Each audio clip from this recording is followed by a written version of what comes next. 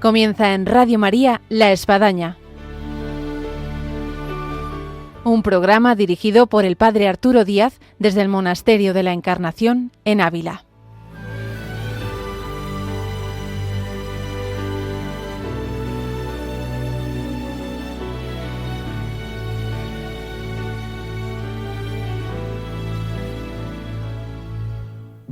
Hola, buenos días, les habla el Padre Arturo Díaz, bienvenidos a La Espadaña.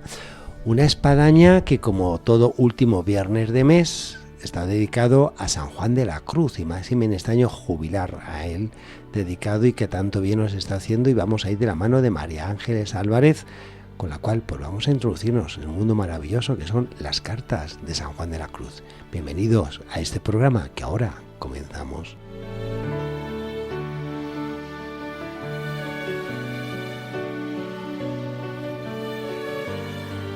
Hola María Ángeles, buenos días. Buenos días, ¿qué tal? Un saludo. Un programa en tiempo cuaresmal, así que bueno, pues muy apropiado y idóneo para hablar de un santo que tanto nos habla de lo que puede ser la vida en tiempo de cuaresma. Que tanto nos ayuda en nuestra vida de fe y bueno, que le tenemos ahí siempre como un referente. Sí. Y luego además en una faceta que vamos a tratar en este programa sobre algo muy interesante que es el epistolario, que son las cartas. Sí, la verdad es que es una pena porque tenemos muy pocas cartas, solamente tenemos 33 cartas, en comparación con todas las que tenemos de Santa Teresa, ¿no? Santa Teresa se calcula que llegó a escribir 1000 cartas, se calcula. Ya San Juan de la Cruz no sé el cálculo que puede haber, pero vamos, probablemente por ahí debió de escribir muchísimas cartas también. Y claro, el por qué solo tenemos 33, según explica el padre José Vicente Rodríguez, probablemente tiene que ver con la persecución que sufrió el santo, sobre todo por parte de Juan Evangelista, y entonces probablemente en esa persecución pues todas aquellas personas cercanas a él, por ejemplo, no conservamos ninguna carta de su familia, de sus hermanos, ni nada. Entonces probablemente pues le diría, bueno, tienen que destruir las cartas que puedan comprometerle, y por tanto, bueno, pues quedó ahí sobre todo las cartas que se conservan, pues son las que iban dirigidas a Andalucía y a Segovia, ¿no? Sí. O sea, las partes ya más finales de la vida del santo.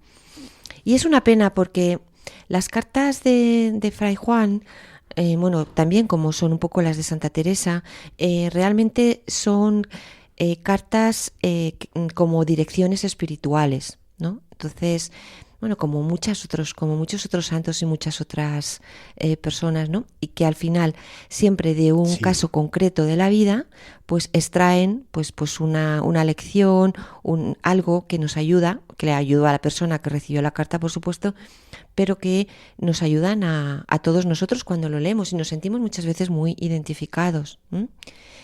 De estas cartas, pues 20 fueron dedicadas a religiosas carmelitas, 5 a frailes descalzos y 7 a seglares, en su mayoría también mujeres. Yo creo que yo pensándolo un poco digo, bueno, claro, porque estas religiosas carmelitas, hijas de Santa Teresa, que ya sabían un poco todo lo que había, pues probablemente aunque les dijeran, tienen que destruir las cartas, pues dijeron, ay no, yo lo dejaré aquí en este misal, esto no lo puedo, no, de ninguna manera. Pensemos que ya en la vida de Fray Juan, ya se consideraba su santidad. Sí. Entonces era que no, ¿cómo no? Me imagino que estas hermanas lo guardaron como una especie de tesoro, igual que estas dirigidas espirituales, mujeres en su mayoría, que también dijeron, no, bueno, yo esto lo guardo, a mí esto no me lo quita nadie, y por eso conservamos estas cartas. De todas ellas, hay una que sobresale, sobre todo por esta dirección espiritual, y que es muy bonito, yo le recomiendo a nuestros oyentes. Es una carta que está dedicada, así como pone, a un religioso carmelita, no pone el nombre, es la número 13 de las obras completas del santo, y es de junio del año 1589, y en ella, bueno, pues habla un poco, pues eso, de muchas cosas de la vida de la fe, de manera práctica, y del desapego, de la desnudez del alma, de la oración, de cosas. Bueno, yo les recomiendo a nuestros oyentes, muchos de ellos muy aplicados, Padre. Sí, me consta cuando nos encontramos con ellos o se conectan con nosotros. Sí, También, como digo, a algunas de los dirigidos de Beas, ¿no? De ellos conservamos dos que voy yo a hacer un poco mención de ellas, ¿no? Una de ellas dice así, vamos a oír un poco a San Juan de la Cruz. La palabra de San Juan, ¿no? Uh-huh. Que dice, Jesús sea en sus almas, hijas. Cuando el corazón anda en bajezas, por el suelo rueda la corona y cada bajeza le da con el pie. En cuanto el hombre se allega al corazón alto, dice David, entonces Dios es ensalzado con la corona de aquel corazón alto de su esposa, con que le coronan el día de la alegría de su corazón. Estas aguas de deleites interiores no nacen en la tierra. Hasta el cielo ha de abrir la boca del deseo, no abreviado ni apretado, con ningún bocado de otro gusto. La tenga bien vacía de cualquier otra ternura. Bueno, en la manera de escribir San Juan, que muchas veces entiendo que no es fácil de entender, pero si esto lo leemos tranquilamente, nos está hablando de desasimiento. Es decir, que para poder dejar a Dios vivir en nuestra alma, tenemos que desnudarnos de muchas cosas, ¿no? Y por tanto, desasirnos, que como decimos tantas veces, es un término muy carmelitano, tanto de San Juan como de Santa Teresa. Y él lo denominó con la expresión desnudez espiritual, ¿no? ¿Qué es lo que nos dice? Nos dice que esta desnudez espiritual es condición necesaria para cualquier logro en la vida espiritual. Es decir, no solamente en la vida consagrada o no solamente aquellas personas que estén muy altas en el camino de la fe, sino que todos nosotros tenemos que pensar en esto. Es decir, tenemos que tener este deseo, ¿no?, de tener una desnudez interior que no es además una meta en sí misma, esta desnudez espiritual, pero que es necesaria en las primeras etapas de nuestro camino espiritual. Desnudarse apunta en la dirección de la simplificación, del despojo, del que se acerca al origen, abajándose a lo menor, a lo pobre. Es decir, simplificar muchas veces las cosas que nos llegan a embotar el alma y despojarnos de ellas, ¿no? Sí. Y yo creo que el primer paso sería identificarlo en ese entrar, como nos decía nuestra santa, en la habitación del conocimiento propio, en esa reflexión diaria que nuestros santos nos indican que debemos de hacer, ¿no? Y a partir de ahí, pues tender a esta simplificación, tender a este despojo poco a poco, ¿no?, para ir avanzando en esta desnudez espiritual. Él también nos lo sigue expresando, todo esto de la desnudez espiritual, en el aviso 35, que también los avisos de Fray Juan también los recomendamos, que nuestros oyentes también pues acudan a ellos, porque son como justamente avisos, pequeñas ideas, pero muchas veces muy prácticas. Nos dice, el amor no consiste en sentir grandes cosas, sino en tener grande desnudez y padecer por el amado.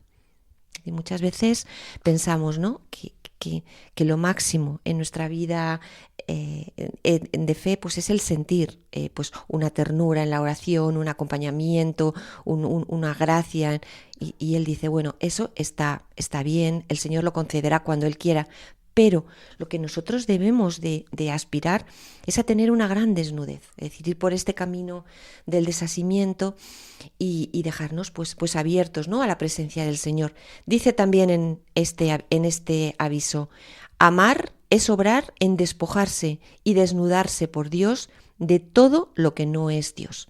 Es decir, ¿de qué me tengo que despojar en esta desnudez? De todo lo que no es Dios, de todo donde no está Dios, ¿no?, de todo aquello que además no es que no esté Dios ahí, sino que me aparta de Dios. Con lo cual, bueno, como vemos, Fray Juan nos ayuda, Padre. Totalmente. En nuestra vida diaria. Totalmente. Tiene, bueno, estos temas que está tocando aquí María Ángeles están esparcidos por todas las obras de San Juan de la Cruz.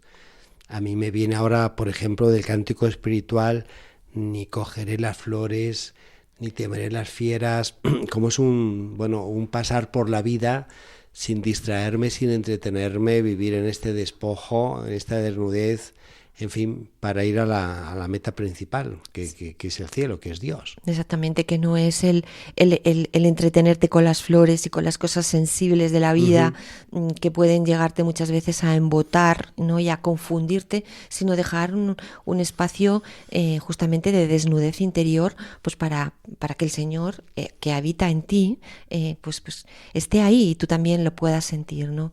Creo que, bueno, Fray Juan, ahora que estamos en este año San Juan, sí, jubilar, no, es que nos ayuda en tantas cosas, Padre, en tantas cosas, pero prácticas de nuestra vida de fe, ¿no? Y por tanto es pues eso, ese mistagogo que todos necesitamos en estos momentos tan convulsos, ¿no? De la vida, Sí. de la historia y donde vivimos cada uno de nosotros. Bueno, yo iba a comentar sí, cómo el padre. género literario de las cartas es un género que hoy por desgracia se nos va perdiendo con los correos electrónicos, con los WhatsApp, pero que es de una gran riqueza en otras épocas y en santos como es San Juan de la Cruz, poder conservar aunque sea un mínimo de esas cartas de las muchas que escribió, porque es un género muy personal, muy allegado, muy reflexionado y bueno, es una riqueza. Sí. Y que no de todos los santos tenemos cartas, incluso de épocas pasadas, porque bueno, pues no le dio tiempo ni a escribir, pero Sí. vamos, es una riqueza maravillosa. Sí, yo ahora estoy pensando en unas cartas maravillosas que nos ha dejado el padre Victorino Terradillos, nuestro querido franciscano alcantarino, ¿no? Que murió hace poco y que se han quedado recogidos en unos libros bellísimos y son verdaderamente también estas cartas espirituales en las que cualquiera de los lectores, cuando vamos buceando por ellas, nos vamos encontrando muy identificados y donde aparece el maestro que te ayuda, que te ilumina, ¿no? Realmente es lo que dice, padre, es una pena, los WhatsApp están acabando con muchas de estas cosas. Sí. Así que si nos escuchan directores espirituales, maestras de novicias, confesores, en fin, tantas buenas almas que se dedican a la dirección de almas, pues que nos dejen cartas, que serán muy enriquecedoras en el tiempo y luego les puede servir para el proceso de canonización. Sí, ¿no?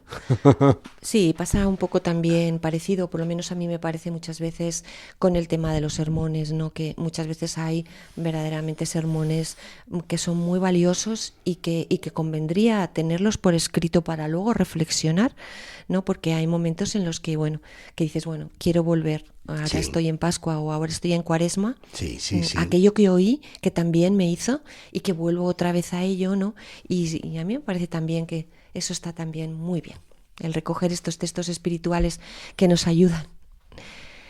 Bueno, vamos a seguir avanzando un poco en la vida del santo y vamos a entrar en un momento que ya empieza a ser bastante convulso, pero que nos va a ir marcando un poco cosas que van a pasar más adelante, muchas de ellas muy dolorosas. Estoy hablando del capítulo provincial de Valladolid del año 1587, en el que, bueno, durante 15 días antes de comenzar este capítulo, que se llamó ya Magno Capítulo, ¿no?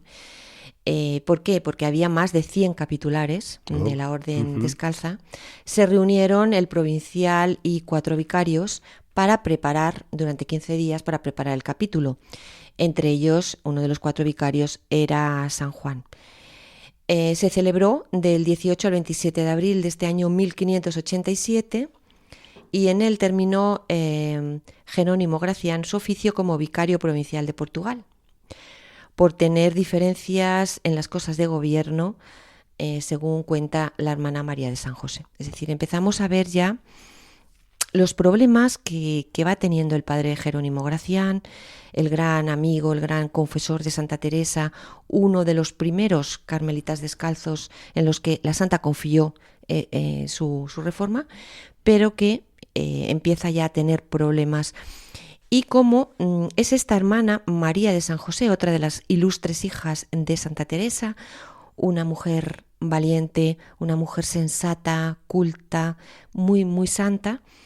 Y bueno, ella, esta hermana, llegó a escribir al padre Doria, que era el que estaba tomando las riendas de la orden, para que, según sus palabras, se aplacase y mirase el daño que podía venir a toda la religión si entre él y el padre Gracián entraban pasiones, y que muchas quejas que del padre daban eran sin causa y que ella era testigo de esto.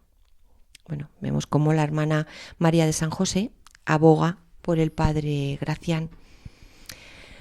Después del capítulo de Lisboa, del año 1585 y de Pastrana, pues comenzaron a llegar cartas y papeles con sugerencias y advertencias sobre lo que se iba a tratar en el capítulo.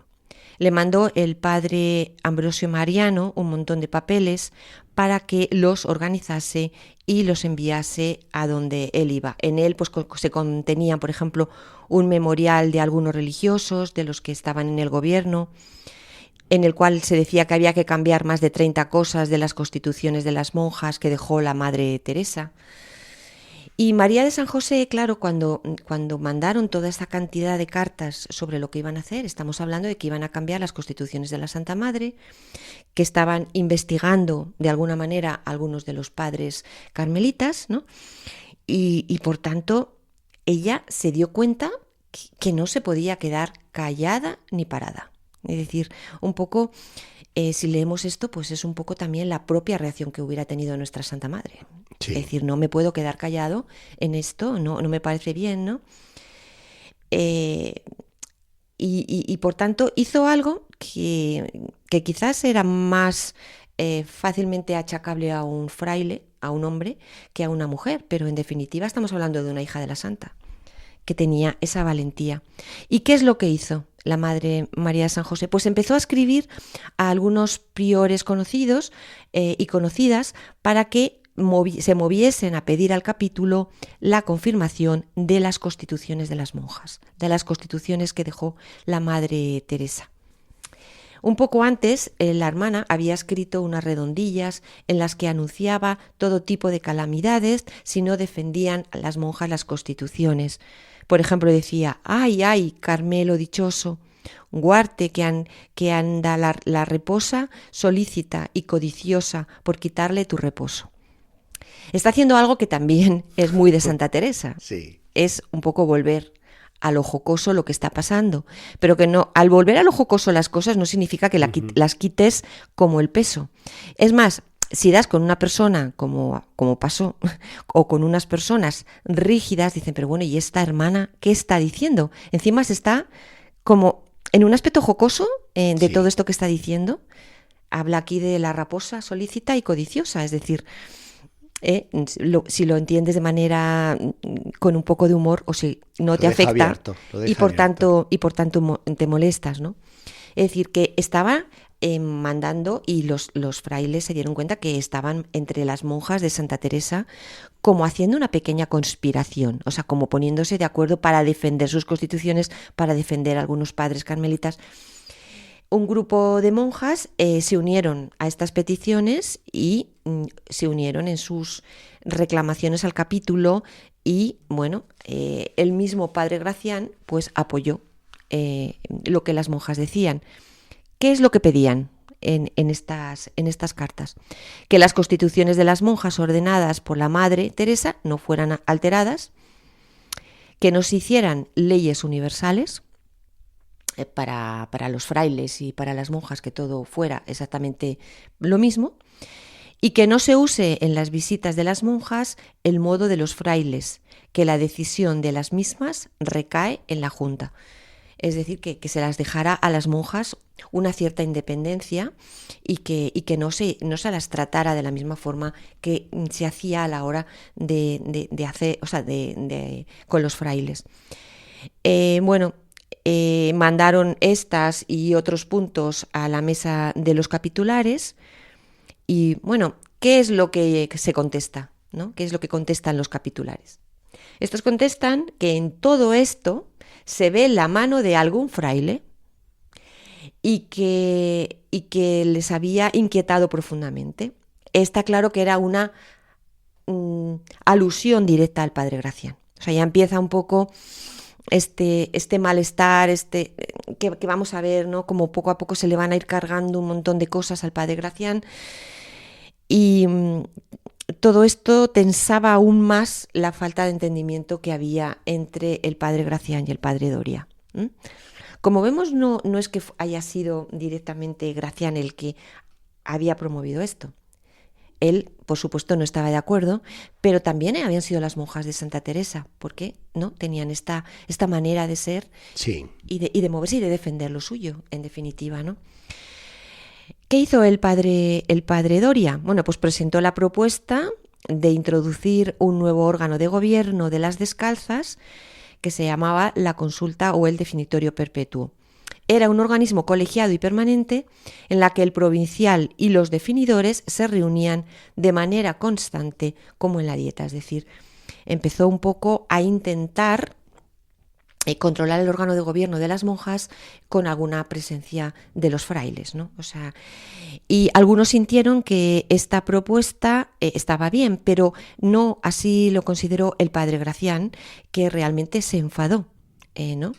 Dice, y luego le concedió licencia de pasar a Indias, que hasta entonces no se le había concedido, y le eligieron vicario de México, de donde muchos entendieron claramente haber tenido intento de desterrarle. Es decir, en ese momento, como pensaron que el padre Gracián estaba detrás de toda esta movida, pues no se le concedió la licencia para ir a las Indias, que él ya había pedido anteriormente y que no se le había concedido. Dijeron pues que se vaya a las Indias, y le eligieron como vicario de México, con lo cual era una manera, ¿no?, de quitársele del medio. Pero el capítulo no aprobó esta nueva forma de gobierno, como la que acabamos de decir, el definitorio perpetuo y todo esto con las monjas, y esto enfureció aún más al padre Doria.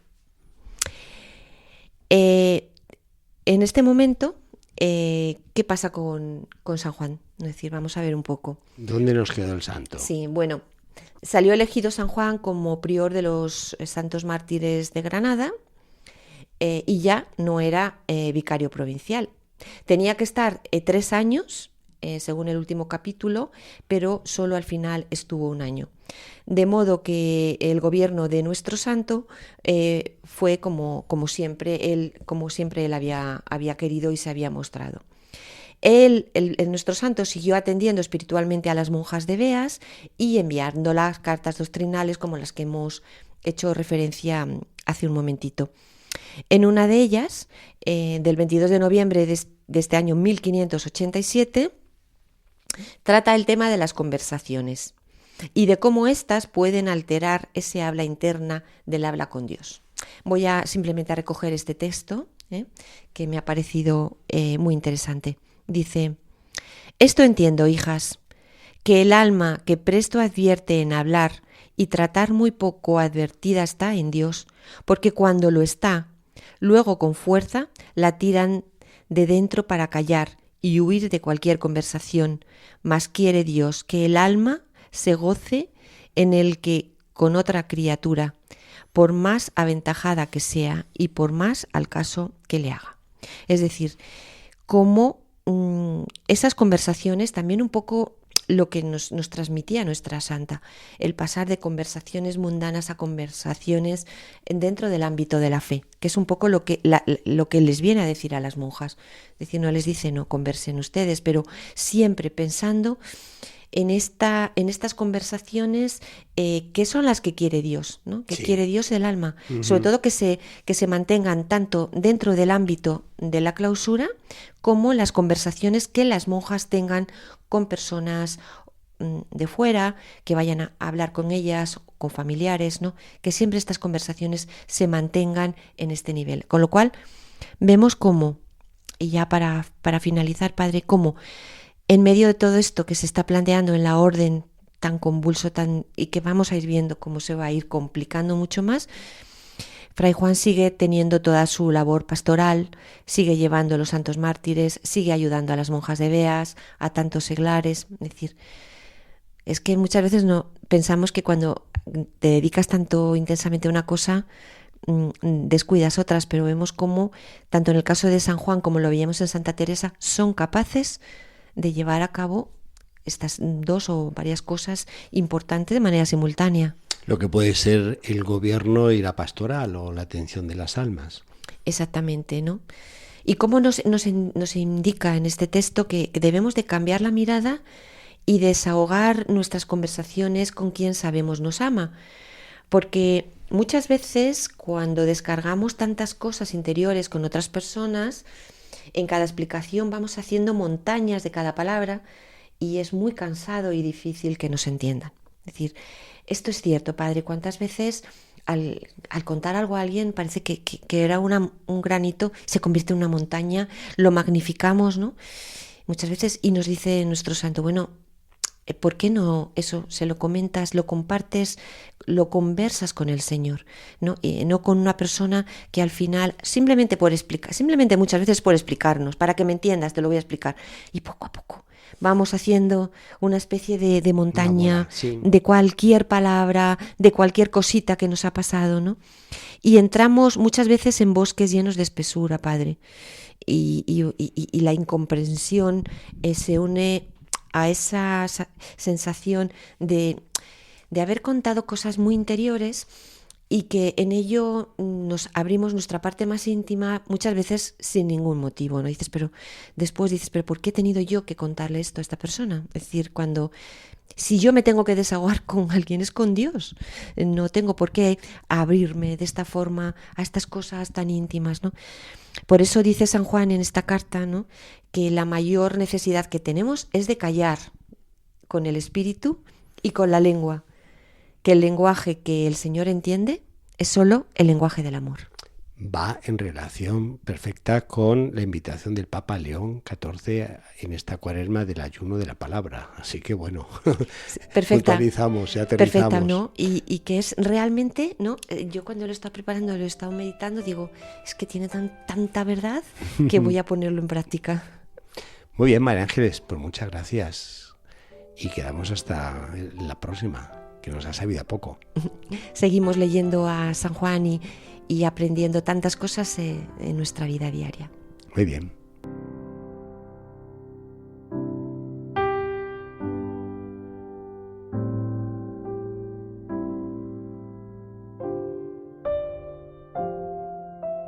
Llegamos así al final de nuestro programa del día de hoy de La Espadaña, de la mano de María Ángeles Álvarez, en la vida y obra de San Juan de la Cruz, del cual tanto podemos aprender y donde hemos podido constatar, entre otras cosas, esos escritos maravillosos que son sus cartas, esas cartas que nos dejó, así como su proceso que continúa en su vida, de lo que supuso pues, llevar adelante la obra que Santa Teresa le encargó de lo que fue la reforma en el Carmelo. Hasta el próximo programa, Dios mediante, les emplazamos aquí en La Espadaña.